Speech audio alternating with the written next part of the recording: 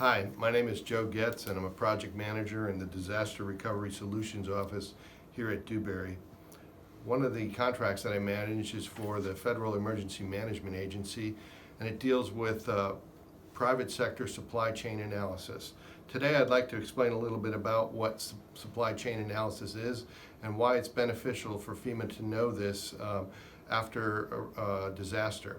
So supply chain analysis, we look at the private sector's ability to provide life-sustaining and critical commodities such as food, water, fuel, and medicine. FEMA can provide a lot of these commodities. They have bottled water, they have meals ready to eat, they have portable generators, and often they're very critical in providing immediate response to disaster survivors.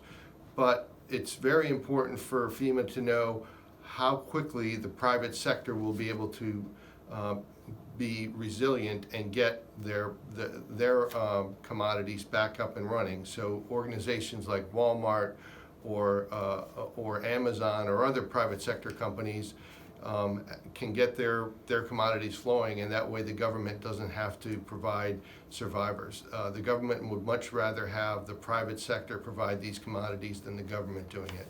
That's really what the purpose of the supply chain analysis is. It's to give the government about a 48 or 72-hour look ahead as to when we think the private sector will be able to provide the commodities that the survivors need in order to get back to some sense of normalcy.